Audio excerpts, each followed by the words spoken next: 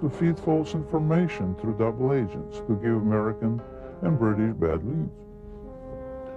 Well, we knew the Soviets were onto something after we started getting all kinds of smokescreen intelligence. That was a sure signal that they were hiding something. It was an indication that they had recovered something near Sverdlovsk, and that they were keeping it very secret. Senior research scientist Dr. Richard F. Haynes believes the Soviets had good reason to be interested in UFOs. It's my understanding that the Soviet military has had a continuing interest in UFO phenomena for very, very many years. And the reason being that their air traffic controllers, their radar sites, their military pilots had been reporting things, just as ours had, and they had no explanation for them. And so the first possible explanation would be that it's a foreign nation test or espionage or something like that of a military nature. And if you're in the military yourself, then you take that very seriously and you explore it. This film footage certainly seems to depict interest by Russian military personnel in the object that is seen sticking out of the ground. Soldiers, officers, and civilian-clothed agents are deployed around the site, and they appear to be both guarding and examining the object. This is what we found on one of the 4 reels of film obtained in Russia. After viewing the footage, we were able to determine that it was most likely shot with 2 separate cameras. One apparently a handheld camera, which starts out on the approaching truck, and a second one seen here on a tripod. As the soldiers march past, you can see the cameraman turn to follow the troops. Here we cut to the other angle, the point of view from the tripod camera. And here you see the handheld camera as the truck pulls up. Both cameras change vantage points several times during the film, as if to get better views or perhaps under orders of a superior. From this angle, we see yet more troops arrive. Author Veniamin Vereshchagin describes the event. Весной же 1969 года рабочий местного совхоза. In the spring of 1969, a collective farmer found some strange remains in the forest not far from Berezovsky и сообщил об этом, and reported that to the local security organs, те в свою очередь who in their turn обратились asked за the neighboring помощью military в division соседнюю of air военную defense часть troops, PVO, ПВО. to provide assistance with the 7 investigation. марта On March два 1969, 2 KGB officers examined the discovery site and sealed it off. Вы знаете, в дальнейшем события приняли более такой масштабный характер. По просьбе КГБ были привлечены On the KGB request, a Soviet army unit was brought to the discovery site, и в результате уже очень тщательных обследований были найдены after close examination of the place. They found some wreckage debris of a disc-shaped object частично. partially sunken to the ground. Поначалу органы безопасности предполагали, At first, the KGB thought that the debris американскому разведывательному самолету или came from an American spying plane or a Soviet spaceship. George Filer, a retired Air Force intelligence officer who was stationed at Langley, is not surprised the Russians were so interested in this object. We found that the Soviets would pay to get information on UFOs as opposed to, we'll say, an F-111 aircraft, that they were, in a way, more interested in UFOs than some of our latest aircraft.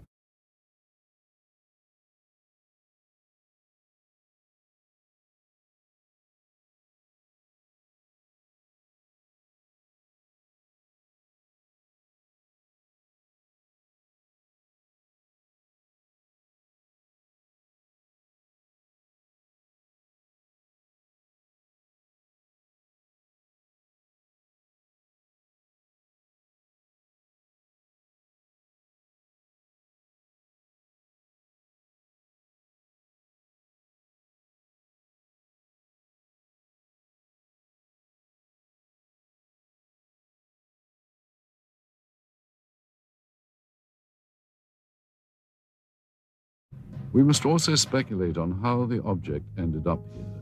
Based on information from Vereshchagin's book and what we can see in this footage, we have created this computer-animated version of how researchers believe the crash may have occurred. The questions then become, where did this object come from and how did it come to crash here?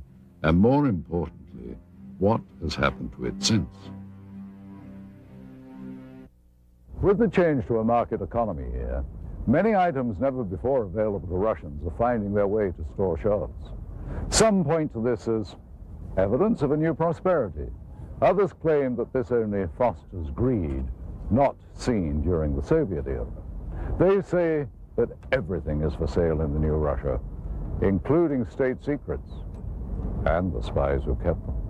And I'm sure that this happened because I remember in 1991, 1992, there has been a lot of talk about the KGB files. It's quite possible that the files, some of the files, had been sold to the highest bidder. What is now modern-day Russia was once the core republic of the Soviet Union. Prior to its breakup in 1992, the USSR was the world's largest country, stretching from Eastern Europe into Asia.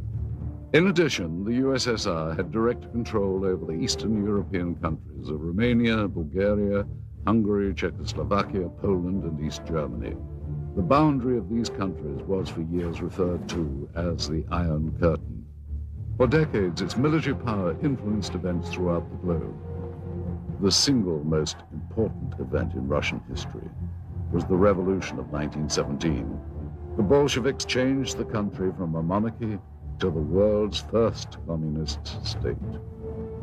In the late 1920s, Joseph Stalin transformed the country even more by regimenting every aspect of daily life and still managed to brutally stomp out his opposition. While the USSR was allied with the West during World War II, the years after the war ushered in an era of mistrust that came to be known as the Cold War. This new relationship chilled ever further in August of 1949, when the Soviets exploded their first atomic weapon. The Western powers, including the United States, viewed the USSR as the world's greatest threat. In its ongoing competition with the West, Russia's greatest victory occurred in 1957 under the leadership of Nikita Khrushchev. It was the beginning of the space age. As the first nation into space, it's not surprising that in the years to follow, the Soviets would become increasingly curious about extraterrestrial life existing in our galaxy. Despite their early victory in the space race, back at home, the standard of living and the country's lagging economy weighed heavy on the minds of the Soviet citizens. Under Soviet President Mikhail Gorbachev in the 1980s, the terms glasnost and perestroika came to represent a period of humanist reform. The first truly democratic elections in Russia's history occurred in 1991. After 70 years of Soviet rule, the USSR was dissolved. A new market economy has emerged along with more freedom for the people. While there are some who yearn for a return to communism, most citizens feel that the new Russian democracy has been a vast improvement to their daily lives. But with these positive changes come problems. In a recent news survey in Russia, citizens were asked the question, who controls Russia today? An astounding 23% responded the mafia. Renowned Russian writer and Nobel laureate Alexander Solzhenitsyn wrote, Russia's economic chaos is the result of nearly criminal reforms that have created a new class of mafia capitalists. The word mafia refers to the new system of organized crime in Russia, involving countless government officials, businessmen, and organizations controlled by criminal groups. Resistance to extortion attempts has resulted in violence. Kidnappings, assassinations, attacks on family members, or harsh persecution by corrupt government officials have been documented. Dozens of bankers were kidnapped and assassinated by the mafia in the first few years of Russia's independence, when organized crime was taking control over the country's financial system. Having eliminated its rivals in such a brutal manner, The Russian mafia is now in a position of great power. What the future holds for the Russian Republic is uncertain. What is certain is that in the next Russian elections in the year 2000, the interests of big business and those with money will be well represented, and undoubtedly so will organized crime. Mafiocracy, as it has been called, might become the totalitarianism of the new millennium. With the collapse of the Soviet Union, many changes have come to Moscow and the rest of Russia. Gone is communism and the strict controls that once governed daily life here. Please understand, Russia has always been a secret society. Just recently, we found out that the secret police had kept records on UFO phenomena, and some of them had been released only recently. Some, not all, coming to light now. Case in point, the intriguing film footage we had acquired. Proof, some say, of alien visitation.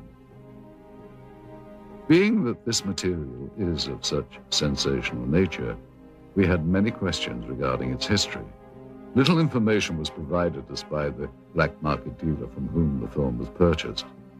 It is likely that such materials were kept stored in a holding facility, a vault located beneath KGB headquarters perhaps, reserved only for those with the highest level of security clearance. Kept safe in underground storage for decades, the film was probably only handled by a select few who would have known of its existence. After the collapse of the Soviet system, there was a transitional period marked by confusion. Accountability to the old regime dwindled, and closely guarded property lay vulnerable to the changes sweeping through the crumbling Union. Those with connections under the old regime found themselves perfectly positioned to exploit the situation. There was a lot of chaos when the Soviet Union, disintegrated. In my opinion, at that time, it was very easy for an, agent with brains to get his hands on such files and sell them here. So it would be conceivable that documentation might be obtainable through similar sources to provide authentication of the film. Though most leads proved to be ultimately unproductive, we found that with perseverance, money, and a bit of luck, it is possible to acquire classified Soviet documents. Using a hidden camera, we recorded numerous meetings over a period of months in which we attempted to obtain relevant materials.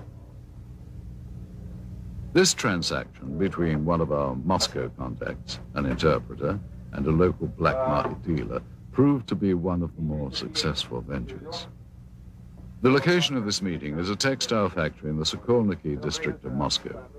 This office is that of the Russian entrepreneur who owns the plant and is used for both legitimate and illegal business. After introductions and some initial small talk, the American buyer asks the interpreter if the documents are on the premises. Are the documents here from the accident that you have? Ломбарда спрашивает, документы у вас с собой? Юра, ты мне задал сложную задачу. Достать такого рода документы было очень просто. Я понимаю, именно поэтому мы обратились к вам, потому что Федор очень рекомендовал вас самому лучшему. Конечно, я знаю нужных людей, знаю, как достать такие документы, но это было совсем небезопасно. What's his address here? Hold on. Мы ценим это очень, и именно поэтому мы обратились к вам.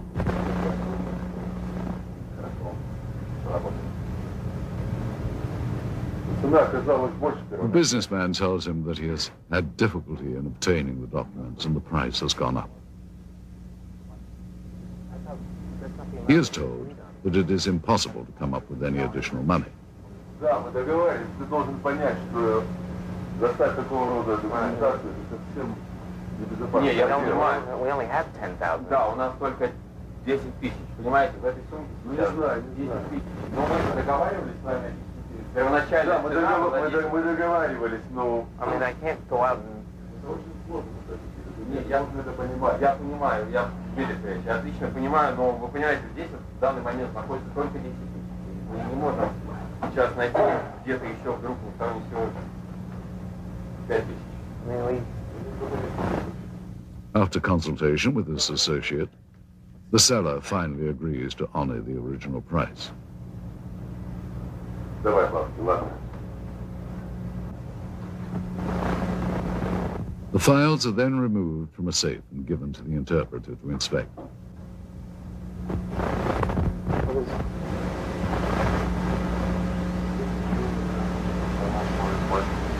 This is KGB?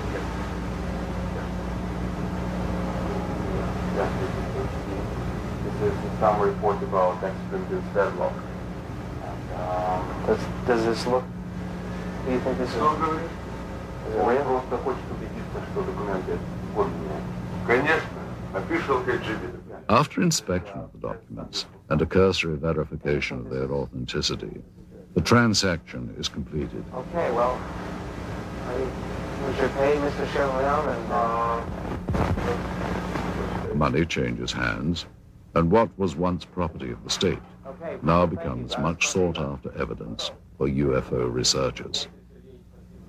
What made this transaction so successful was that among the pile of documents acquired, several were extremely enlightening, including a top-secret KGB report on Operation Sverdlovsk Midget and a request for military assistance from the Soviet Ministry of Defense.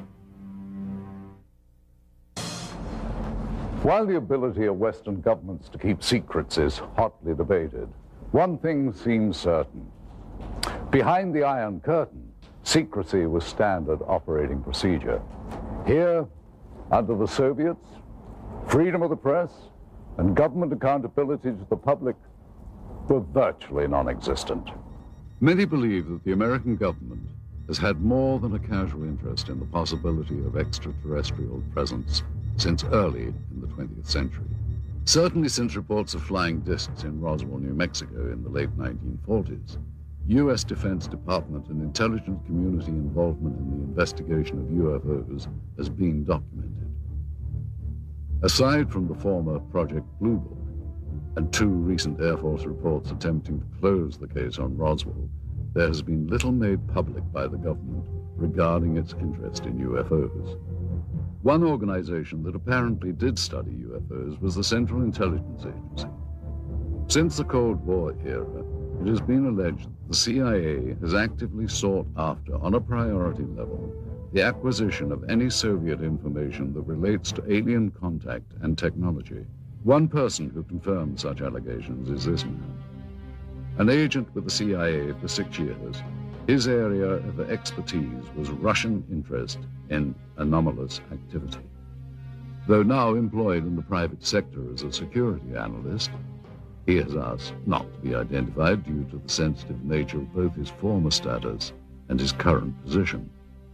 I joined the CIA in 1989, straight out of college.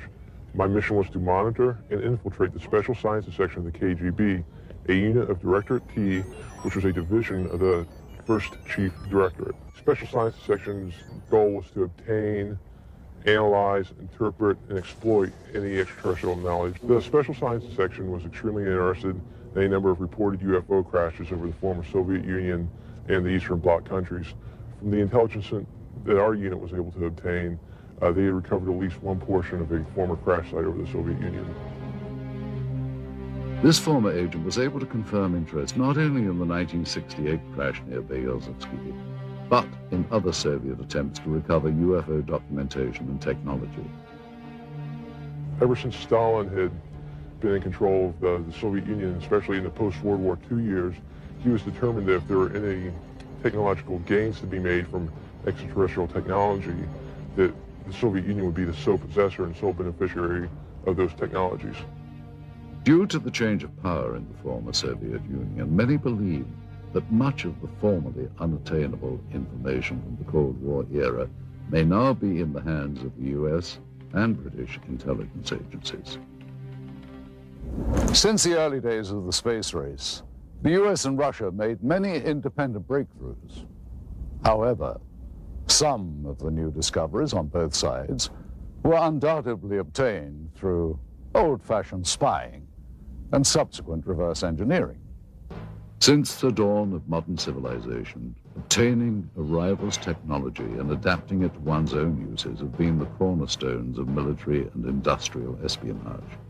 This practice of dismantling another's hardware, discovering its secrets, and adapting it has become known as reverse engineering. Since the infamous Roswell incident in 1947, it has been purported that the source of much modern U.S. military technology has been not of this earth.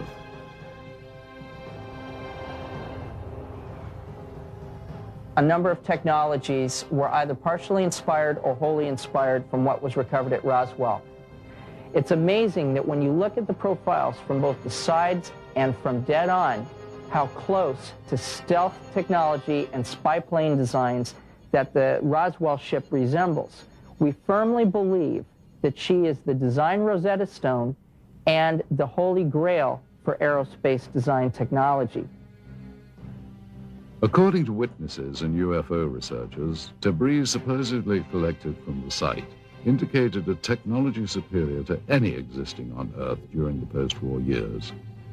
The possibility exists back in the 40s that because all this new technology came out of Germany, we had scientists from Germany that either we were testing new advanced concepts to us at the time, these rocket engines, which were brand new to us, or this was some kind of smokescreen, if you will, to hide or to put the Russians off guard, make them think we were further along than we really were. And there's been a history of misinformation on both sides trying to keep each other off guard, and that very likely is one of the possibilities. If it wasn't Roswell, we're probably doing it some other place. Such advances as the Hubble telescope and the Super Arbec missile engines are rumored to have benefited from alien reverse engineering. In addition to Roswell, there is another name heard frequently with regards to reverse engineering. A military facility located in the Nevada desert, commonly known as Area 51. One theory is that Area 51 is the hub of alien reverse engineering. But is the United States the only military power to have engaged in this secretive development of military technology? Or did Soviet military and intelligence organization reverse engineer technology from alien spacecraft that may have been recovered in Russia? Do the Russians have their own version of Area 51, located somewhere in the uninhabited parts of their vast country?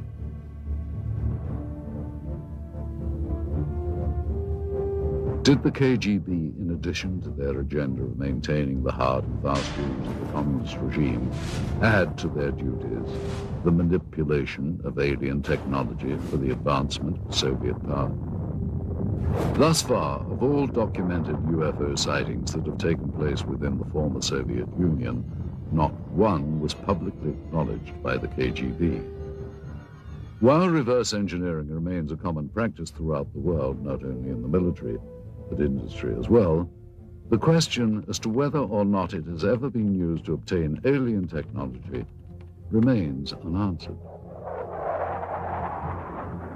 If the Russians had in fact recovered an extraterrestrial vehicle, as they seem to be doing in this footage, they no doubt would have wanted to benefit from its technology. We invited ufologist Stanton Friedman to view the recovered footage and to give us his input. It would not be surprising if saucers had crashed in the Soviet Union. And if somebody had monitored this on radar or from whenever, satellites, we had satellites, they had satellites at that time, or just a report from a local person. And the kicker is the fact that you get troops out there and a cameraman doesn't necessarily mean it's a flying saucer. We need to be a little cautious about jumping to conclusions. Now, I think that film is worth a detailed investigation. Those things cost a lot of money, actually, to go over it. You have different specialists looking at, you know, are the uniforms correct for the time frame? Is the film actually made in the Soviet Union? We asked Russian film expert Sergei Goncharov to examine the film for its authenticity. He first explained the background of the film cans. And this is the name of the factory that manufactures the motion picture film in the city of Pereslavl. This is the type of film type A2, which is the emulsion.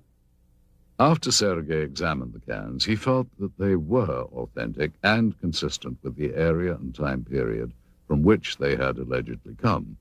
Now that we've looked at the cans, the next thing to do was to actually find out if the film itself had any markings on it.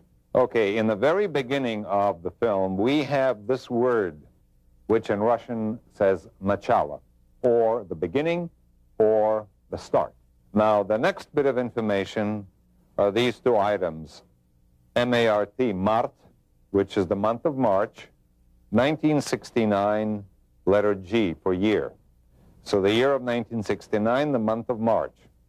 Okay, then we have the two bits of information which says plyonka number 267. Plyonka in Russian means emulsion or film, could denote the reel, the roll, or a batch, and this, of course, is the number. The next thing we see is this bit of information. Совершенно секретно, top secret archive of the KGB logo and the word archive of the KGB. Finally, Sergei Goncharov compared the markings on the film itself to what was printed on the cans. As you notice right here on the edge of the negative, we have the word безопасная пленка, meaning safety film, and type A2, or type A2, which is exactly the information that you have on a can. Next, we showed the film to Russian researcher Paul Stonehill. The colors of the film, the quality, soldier uniforms. Somebody would have to go into special, to make a special effort to make a film that feels like something that was made in 1960s. I've seen a lot of films made in the 1960s, and this film here is almost of the same quality. It's not a 1980s or 1990s film. The KGB officer that had been looking and touching things looks quite genuine. To me, my gut feeling is this is not something that they had made intentionally to fool people. UFO researcher Antonio Huneeus offered us his views on the film. I would say that visually it's very impressive. The first thing that struck me was the good quality, very, very, very clear footage. You see, of course, it wouldn't be impossible to duplicate, as a hoax. You would have to hire some actors and so on. But it was quite well done. Of course, it could even be some kind of disinformation too, that the KGB was quite notorious about doing disinformation. For what purpose, I don't know, but they might have done some kind of training film or something to, of course, if it was disinformation aimed against the Americans or something, we never heard of it, so that's also dubious. Finally, while Mr. Huneeus felt that the film required more investigation, he was impressed and intrigued by it. Well, I would say that if this is real, and I do not have the elements to make that judgment, this is so far the best footage of an alleged crash UFO or a dead alien that I've seen so far. To appreciate the difference in attitude here with respect to such unconventional science as the study of UFOs, it is important to understand some of the cultural contrast between Russia and the West. For hundreds of years, Russian culture has been steeped in religion, mysticism, and superstition. In the times of the Tsars, it was not uncommon for there to be an official court mystic, the most famous of these being the priestly soothsayer Grigory Rasputin during the reign of Tsar Nicholas. Even though religious expression was suppressed, it is now making a resurgence, and the many places of worship in Russia are once again housing congregations and becoming a big part of daily life. Russians seem to have an open-minded attitude towards the paranormal and such unconventional sciences as the study of UFOs. During the Soviet era, some of those voicing their beliefs in extraterrestrials were subjected to criticism and censure by Soviet officials. Russian author Yuri Alexandrovich Fomin claims that he has had such experiences. I was summoned to the Regional Party Committee and asked to deliver a lecture on UFOs for the employees of various scientific research institutions. I agreed. After that lecture, the head of the Regional Party Committee suggested that everyone present should take a stand and subject my lecture to criticism. But that didn't happen. All the people who listened to my lecture would say, "This is sort of interesting. This needs to be studied and examined." And then the head of the party committee said, "You're here to express your agreement with the official reaction to this kind of lectures. And you instead are trying to make sense out of the facts." While the communists said they weren't interested in UFOs, many around the world were. Some claim that sightings date back hundreds, if not thousands of years. Much like their American counterparts, many modern Russian citizens are very open to the possibility of the unusual. Many people become victims of tabloids, like Americans today. However, so much information had been collected, and people read about it in underground magazines, have heard about it, that they believe in the extraterrestrial explanation of UFOs, not so much time travel, but as the extraterrestrial. And people in Russia also are more cynical than the Americans in their approach to information, simply because everything was a lie. Both Americans and Russians believe they have been lied to by their government about many things, including extraterrestrial research. When Russian researchers, headed by former Soviet naval officer Vladimir Shasha, petitioned the Soviet government for official records regarding UFOs, they too were met with a lack of cooperation.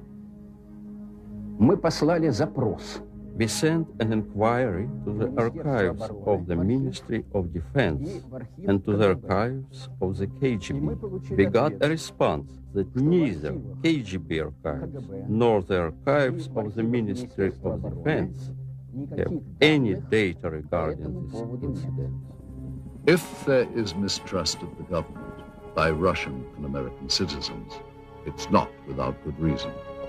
For Russians, it was more than 70 years of communist rule.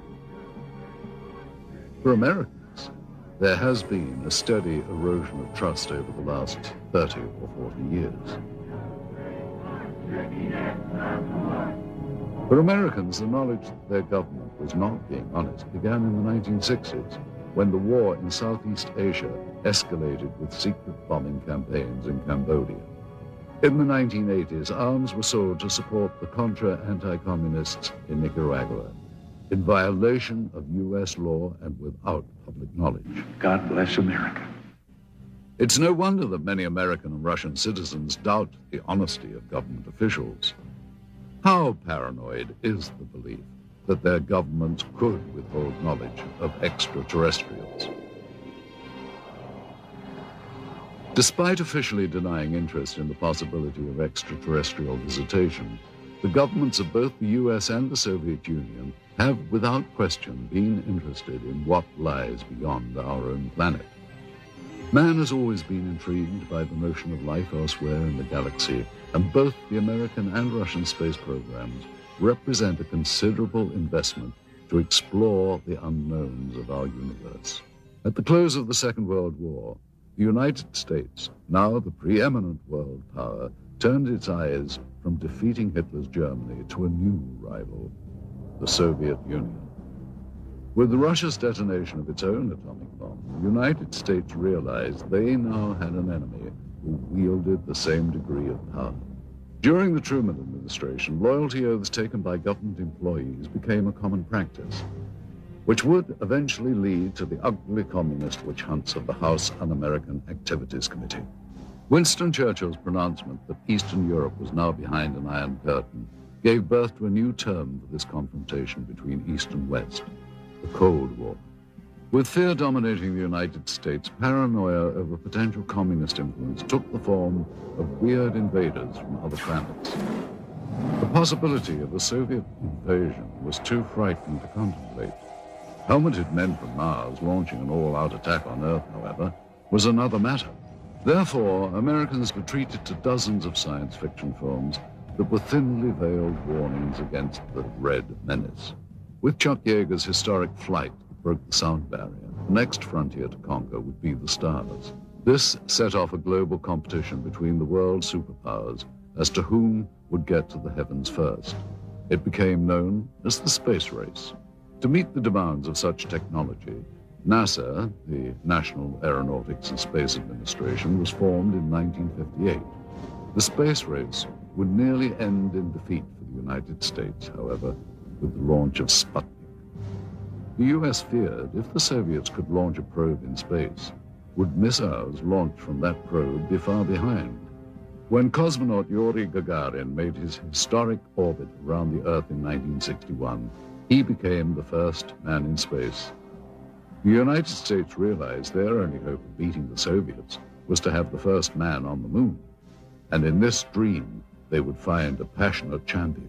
It was President John F. Kennedy's promise to have a man on the moon by decade's end that shot the space race into another dimension. It would not be until Neil Armstrong's historic first lunar step on July the 29th of 1969, however, that Kennedy's dream would be fulfilled. In years to come, the cumbersome NASA rockets would give way to the more streamlined and modern space shuttle. Even before the fall of communism, a new unity would develop between Russia and the United States. The petty rivalries of the past gave way to a new cooperation, which would culminate in the joint Russian and American crew of the space station Mir. Modern astronauts like Dr. Michael Foale would make history working with their Russian counterparts in space. At long last, the demons of the Cold War had been silenced. The first human beings in space were Soviet. Were the Russians also among the first to encounter beings not from this Earth? This footage, which seems to depict Russian pathologists dissecting what appears to be a non-human life form, requires further analysis. We once again asked Stanton Friedman for his comments. I don't know what to make out of it. I'd certainly say it's worth further investigation. By my standards, it's in my gray basket. Not black, not white, maybe. Worth following up on. We then asked film expert Sergei Goncharov if he thought that the film's characteristics on this reel were consistent with the time period from which it was supposedly shot. It certainly is consistent with the information on the can. It is negative. It's got the negative perforations. It's exactly what the information on the can indicated. Sergei explains the significance of a flash frame, an interesting and possibly important characteristic of the film that was discovered. All right, now, a flash frame, this is, of course, a flash frame is that piece of film that is, when you push the button on the camera and you start exposure and you stop the camera to stop the exposure, and then you restart the camera again. By virtue of inertia, the camera will sometimes expose either a flash of light, or if you point the camera away from the person in front of it, you will see some other subject matter. Those flash frames appear between the takes and sometimes show things and people that are not part of the scene itself. You have people that have nothing to do with the information that you've seen on a film before or after. Again, an individual in uniform. You see these people performing a procedure. You have somebody in civilian clothes, people that you have not seen before, as this is in a flash frame segment, which was not meant to be as the procedure that was being photographed. Mr. Goncharov concludes that while the film's stock and camera techniques are consistent with KGB and Soviet government films of that period, he feels that the discrepancies with the subject matter require closer scrutiny. Anytime you have subject matter of this type, any additional investigation is worthwhile. Absolutely. Stanton Friedman was further intrigued by the medical techniques in the film. I don't know what to make of these guys with what seemed to be medical instruments, certainly in a medical facility, judging by the stuff on the wall. And it's interesting that you can see their faces, which is interesting from two different directions. You can tell their identity if you could find people that look like that. And they're apparently not afraid of contamination, ingesting anything toxic. Now, that could be that they'd already gone through this routine and somebody had said, hey, there's nothing bad here. We then showed the film to Dr. Annette Ryan, a former lieutenant colonel with the Army Institute of Pathology. The first thing that I notice is the way the doctors are dressed.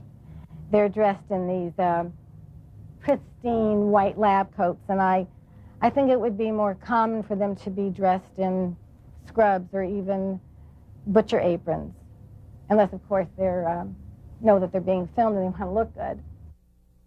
They also look very young, but that is consistent with forensic examinations, and that's because senior medical staff usually don't get involved in this type of procedure. I also notice that they're wearing rubber gloves, but they're not wearing any other protective gear. They're not wearing goggles, they're not wearing masks, they're certainly not wearing any biohazard suits. I would assume that's because they're not concerned with contamination.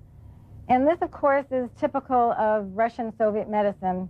I mean, when we think of Chernobyl, just remember back that there was a terrible lapse in any type of protection. It certainly would not happen in the United States. I mean, it would be unheard of. Next, Dr. Ryan commented on some of the specific medical procedures. All right, what's happening here is that they're using dissecting scissors to open up the sternum, which is a common procedure at that time. He's using the proper tool. The way they're holding and using the various tools looks correct, which indicates to me these people know what they're doing. I would say there's little doubt that these are actual Russian medical people. Now, if you look closely at this procedure here, which is repeated several times in this footage, what they're doing is removing a piece of material. The one doctor refers to it as an organ or resembling an organ. Then the diener snips off a small sample which is placed in a specimen jar for later analysis. Well, that's exactly what would be done in a forensic case or in the case of scientific research, for instance, if some new species had been discovered. They would remove very small pieces for later chemical and microscopic examination. The lead doctor also mentions a structure he describes as resembling ribs. And here you can see what indeed resembles a rib cage, as if this was the torso of some anthropoid or human-like organism. Finally, though Dr. Ryan was unable to identify the subject matter, she believes that the techniques were consistent with those practiced in the Soviet Union during the late 1960s. We have little information about the specimen seen here, other than the pathologist's description and the KGB code name, Sverdlovsk midget. We wondered, though, how such a being might appear had it been recovered intact. Using only the images recorded on this film and the scant data available, technicians have constructed this 3D computer-generated model. Thus, with a bit of imagination and some forensic speculation, we have recreated what may have been the Soviets' possession of an actual being from another world.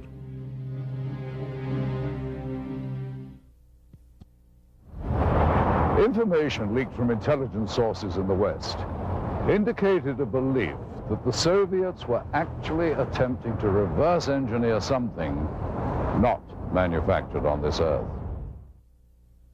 Whether we'll ever know the full truth about the supposed UFO crash in Berezovsky, one thing seems certain. If agents of the KGB or any other branch of the Soviet government did recover parts of a craft made by alien beings, they would have been extremely interested in examining all the materials very closely. No doubt Soviet scientists would have wanted to determine if the parts of the craft were truly of extraterrestrial origin. They would have inspected each piece down to the microscopic level and tested for various physical and chemical properties.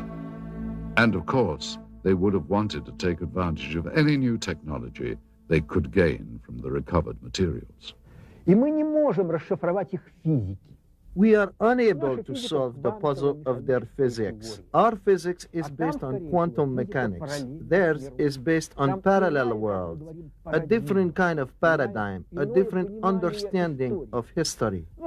It is similar to the effect of a TV set or a video camera would produce on people in the time when Pythagoras lived. Pythagoras would not understand it. That is the gap between them and us. That's why, however hard our engineers or technicians would try to decode their technologies, they would fail.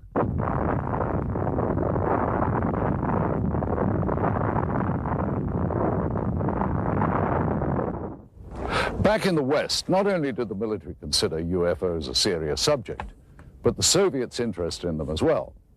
It seems that, in the beginning anyway, both sides thought that flying saucers were an invention of the other. And that fueled a decades-long campaign of espionage and counter-espionage. Many believe that U.S. intelligence agencies such as the CIA, NSA, and the military have not been completely forthcoming with information regarding extraterrestrials. The same is apparently true of the KGB. Some claim that the KGB, as well as the U.S. government, may have been using the UFO phenomenon as a smokescreen to cover other top-secret activity from the very beginning. Former NASA scientist Dr. Richard Haynes concurs. Well, all I can say is that there are verified documents from Stalin's time that showed he had an intense interest in Roswell, what was going on in Roswell, New Mexico in about mid-40s. Well, that makes very good sense from the standpoint that that's where our atomic bomb group was, the 509th Bomb Group, from which Hiroshima and Nagasaki events happened, ultimately. It's where the pilots trained. So it's understandable that Moscow would be very interested in this subject from that standpoint. If UFOs are a cover, they have been used very effectively by both sides. So it's to the convenience of the Russian government, Soviet government, to continue the charade. It can be considered a form of disinformation. There is an alternate theory regarding UFO disinformation. Many researchers believe that the government may be intentionally drawing attention to the less credible, self-proclaimed ufologists as a means of lowering the perceived credibility of all UFO research. Alien abductees and conspiracy theorists are most often the least believable, and at the same time, the most visible. Russian rock and roll singer Natalia Medvedeva claims to have known several people that have had contact with aliens. One guy died, another got paralyzed, the third one became a heroin addict and could not overcome it. Sergei Borisovich Proskuryakov is a Russian researcher who has studied anomalous phenomenon and pyramidal constructions. His beliefs may also seem unconventional. When I lived in Minsk, a KGB officer came to see me. He filmed all the documents I had. I couldn't escape anywhere. I believe they ended up in the KGB archive. I have information that my researchers of interest not as much for KGB or CIA as for presidential structures in the USA. Are individuals like these truly informed? Or, as some believe, convenient foils for government agencies with an agenda of suppression? Either way, their outspoken beliefs serve to discourage further investigation and make it much easier to simply write off any UFO account or evidence as nonsense.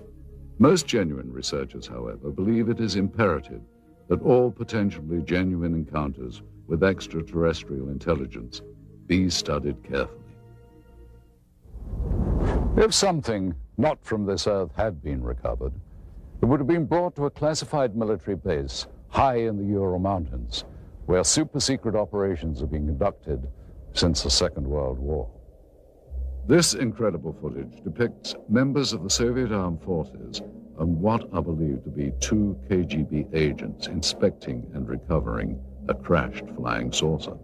Russian author Veniamin Vereshchagin has an idea of the final outcome of this operation. Насколько мне известно, обломки аппарата.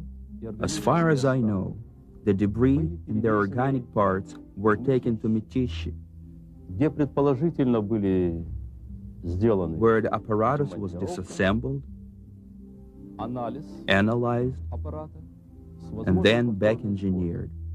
Неизвестно, что произошло с органическими As останками. for organic parts, Но я имею сведения о том, что они были перевезены в дальнейшем. I heard they were taken to Moscow. What happened afterwards, I don't really know.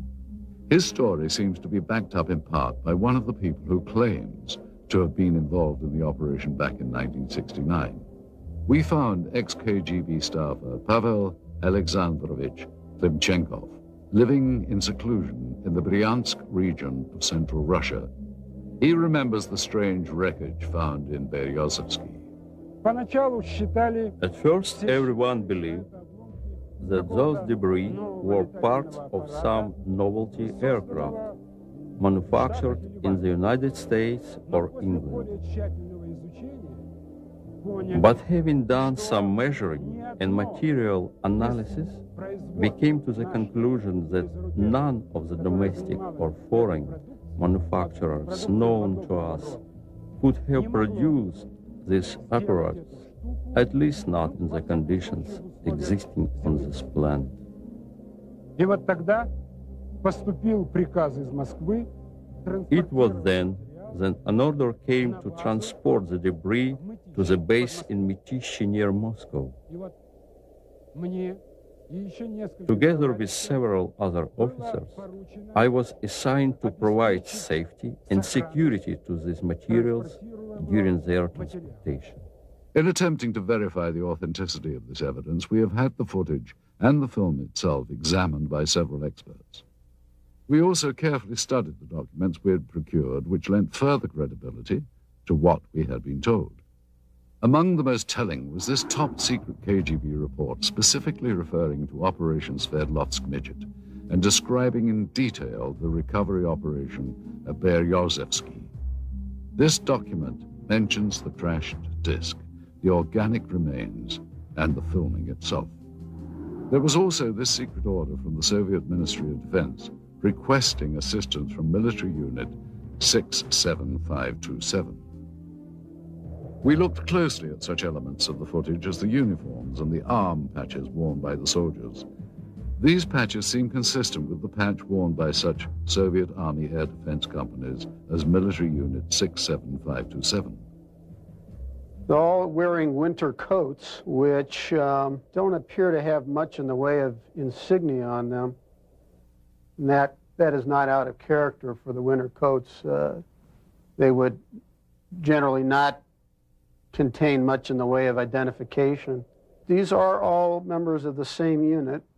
I can see that the weapons are AK-type weapons. The main battle weapon of the Russian army, even up through today's date, is the automatic Kalashnikov weapon. Yeah, it's clearly an AK, fixed stock, birch stock, no muzzle brake, milled receiver, no question about it. That also seems to be consistent with the muzzles of the weapons that I can see in this film. In addition, we had notes from the scientific examination of the recovered organic specimen, which seemed consistent with the soundtrack of the dissection footage. With so many elements in seeming consistency, Vereshchagin's story becomes even more tantalizing and perplexing at the same time. Is it possible the Russians actually recovered an alien craft and its occupant 3 decades ago? If members of the Soviet Army had knowledge of a supposed UFO crash, then what happened to these individuals? And if they can't be found today, why not? In the course of our investigation, our goal was to follow every lead, to search for every scrap of information regarding the incident so named Operation Sverdlovsk Midget. The tenuous paper trail we have reconstructed using recovered government documents led us eventually to a lab of the former All-Union Scientific Research Institute of Biology. In attempting to obtain records on the individuals depicted in the dissection footage, we turned up these additional documents. 3 death certificates, all dated March the 24th, 1969, within a week after records indicate the examination was performed. Cause of death for all 3, cerebral hemorrhage. Dr. Ryan told us that the odds of this occurring naturally are next to 0. The former state-run institute is now a private teaching center known as the Moscow Medical Institute. That this is the same facility as seen in the film footage becomes obvious with a comparison of such fixtures as the stonework tables and the distinctive tiling on the floors. The difference is that one-time experimental procedures have been replaced by routine anatomy lessons with plenty of hands-on experience. Secretive operations are now openly administered educational opportunities. But we did find in the basement of the building remnants of this facility's past, reminders of a time when procedures here were not open to the public or subject to public scrutiny. What were the Soviets experimenting on in decades past at the Research Institute of Biology? The answer to that question is still yet to be found. Indeed, many questions about the film footage and the alleged Operation Sverdlovsk Midget remain unanswered. Any extraordinary find, such as the apparent filmed record of a crashed spacecraft, or of what appears to be scientists examining parts of an alien life form, require further analysis. Yet it seems incredible that so many elements of this story from so many diverse sources appear consistent. The original account as told by researchers and witnesses, the recovered documents, and of course, the film. We have to ask, is this footage genuine? And if so, does it represent an actual case of alien visitation, or, as it has been suggested, was the footage created as part of a Cold War disinformation campaign? One other proposed possibility is that it was simply a military training exercise captured on film. Again, if it is a real UFO crash, where are the remnants, and what happened to the body of the alien being? With all that we have unearthed here, the big question seems to be, what is the significance of what are clearly some very profound discoveries? And will we ever know the full story? We hope you've enjoyed visiting Russia with us, and we hope you've gained some insights on what promises to be a continuing source of intrigue and controversy. Thank you for joining us. I'm Roger Moore in Red Square.